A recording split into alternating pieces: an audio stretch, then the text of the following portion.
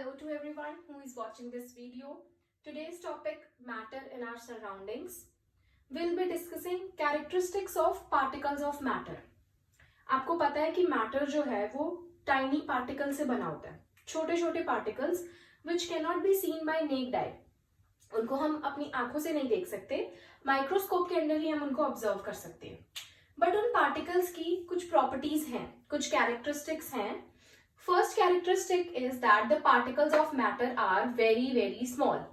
जो मैटर के पार्टिकल्स हैं वो बहुत ही ज्यादा छोटे हैं. उसको प्रूव करने के लिए हम एक एग्जाम्पल लेंगे. Example of diluting potassium permanganate crystals in water. Potassium permanganate होता है KMnO4 जो डार्क पर्पल कलर का होता है. उसके क्रिस्टल्स को आप वाटर में डालोगे. एक आप बीकर लेंगे 100 मिलीलीटर जिसमें पानी होगा, उसमें आपने KMnO4 के क्रिस्टल्स डाल दिए. उस बीकर के पानी का कलर अपने आप ही डार्क पर्पल हो जाएगा because of the colour of the crystals. वो क्रिस्टल्स डार्क पर्पल कलर के थे. फिर आप क्या करेंगे, इस फर्स्ट बीकर में से 10 मिलीलीटर सॉल्यूशन लेंगे और उसको 90 मिलीलीटर वाटर में ऐड करेंगे. 10 millilitre solution from this beaker plus 90 millilitre आपका फ्रेश वाटर. फिर एक नए बीकर में वो सब डालेंगे तो आप क्या ऑब्जर्व करेंगे कि जो पानी का कलर है वो अभी भी पिंक ही है लेकिन थोड़ा सा लाइट हो गया.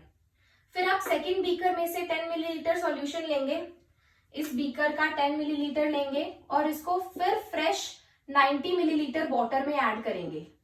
उसके बाद आप क्या ऑब्जर्व करेंगे कि फिर से उस पानी का कलर पिंक ही है बट थोड़ा और लाइट हो गया. इस प्रोसेस को आप 4 to 5 टाइम्स अगर करेंगे तो लास्ट में आप ऑब्जर्व करेंगे कि पानी का कलर बहुत ही ज्यादा लाइट पिंक हो चुका है.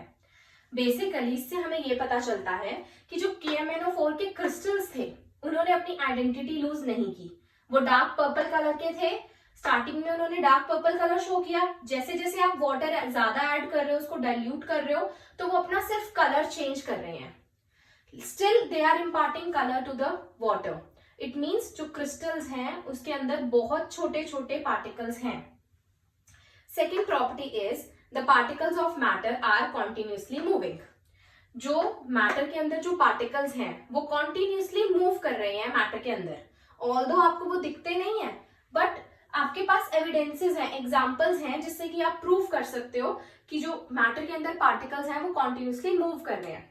For example, fragrance of incense stick spreading in the room. Incense stick होती है अगरबत्ती. आप रूम के एक कॉर्नर में अगरबत्ती जलाते हैं. उस अगरबत्ती की स्मेल, उसकी खुशबू आपके पूरे रूम में फैल जाती है थोड़े ही टाइम में. वो कैसे? क्योंकि उस अगरबत्ती के जो पार्टिकल्स हैं वो हमारे एयर के पार्टिकल्स के साथ मिक्स होके हमारे पूरे रूम में फैल रहे हैं और इवन हमारे नोज तक पहुंच रहे हैं, तो हम उसकी खुशबू को फील कर पाते हैं. सेम वे अगर हमारे किचन में कुछ खाना बन रहा है, उस खाने की खुशबू भी हमारे पूरे घर में फैल जाती है. इसका भी यही रीजन है कि जो पार्टिकल्स ऑफ मैटर हैं दे आर कॉन्टिन्यूसली मूविंग. खाने के पार्टिकल्स एयर के पार्टिकल्स के साथ मिक्स होके हमारी नोज तक पहुंचते हैं. थर्ड कैरेक्टरिस्टिक है particles of matter have spaces in between them.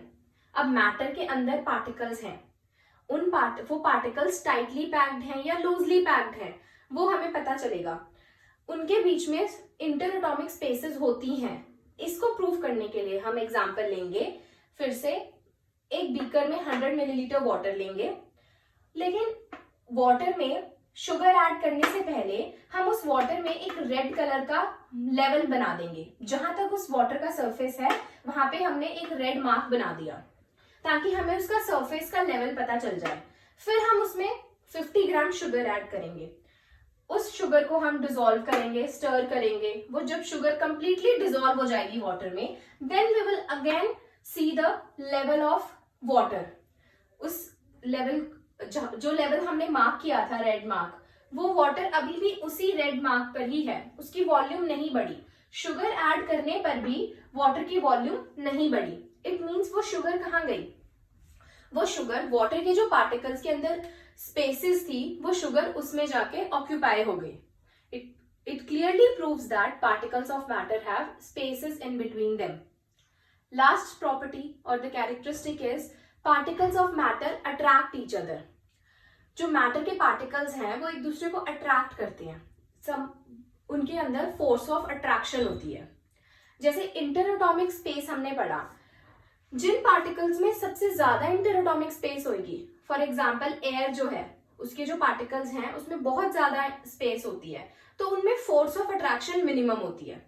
और जिन पार्टिकल्स में इंटर एटॉमिक स्पेस मिनिमम होगी उनमें फोर्स ऑफ अट्रैक्शन मैक्सिमम होगी।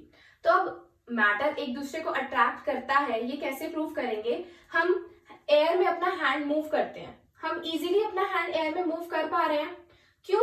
क्योंकि एयर के जो पार्टिकल्स हैं, मैटर के जो पार्टिकल्स हैं, वो एक दूसरे को ज्यादा फोर्स से अट्रैक्ट नहीं कर रहे हैं, तभी हम अपना हैंड इजीली एयर में मूव कर पा रहे हैं। सेकेंडली, अगर आप एक टैप चल रही है, वाटर आ रहा है उसमें से, अब उसमें से अपना हैंड ऐसे कट करते हैं, तो आपको एकदम लगता है कि आपने वाटर को कट कर दिया, लेकिन थोड़ी देर बाद देखो तो वाटर वैसे के वैसा ही फ्लो कर रहा है। तो वाटर के पार्टिकल्स ने क्या किया? अपने आप को अट्रैक्ट कर लिया। लास्टली, अगर आप एक सॉलिड को कट करने की कोशिश करें, फॉर एग्जाम्पल मैं बोर्ड को ऐसे कट करने की कोशिश करूं, तो I will not be able to cut, I will get hurt myself, हाथ को चोट लगेगी। क्यों? क्योंकि सॉलिड के जो पार्टिकल्स हैं, सॉलिड इज अ मैटर, उसके पार्टिकल्स एक दूसरे को इतनी ज्यादा फोर्स ऑफ अट्रैक्शन से अट्रैक्ट करते हैं कि हम उनको ओवरकम नहीं कर पाते, उनकी फोर्स को। उनके अंदर जो इंटर एटॉमिक स्पेसेस हैं वो मिनिमम है।